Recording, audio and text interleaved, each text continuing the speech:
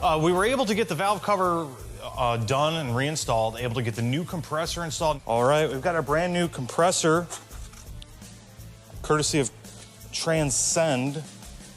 Need to add some PAG oil to your compressor itself, so we're gonna put about 3.5 ounces in here. New accumulator, new seals, new orifice tube on the air conditioning side. All right, doing a couple things to the air conditioning system while we're in here.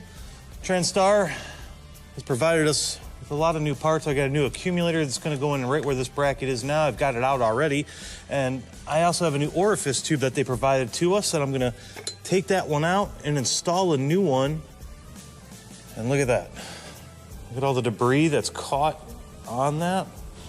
See the new one here? Make sure it's fully seated.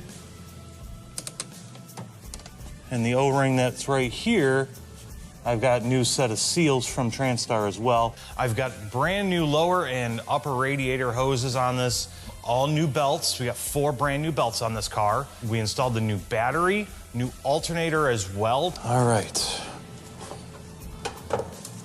We got our new alternator here from MPA, helping us out, making sure everything's charging correctly.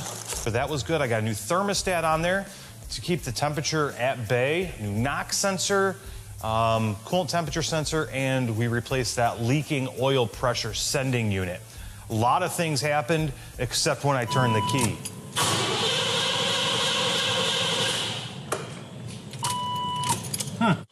Didn't start. This is just like it goes sometimes. Once you touch something, something else decides to give you an issue. We had no spark, which was odd because everything was brand new. Back to the drawing board.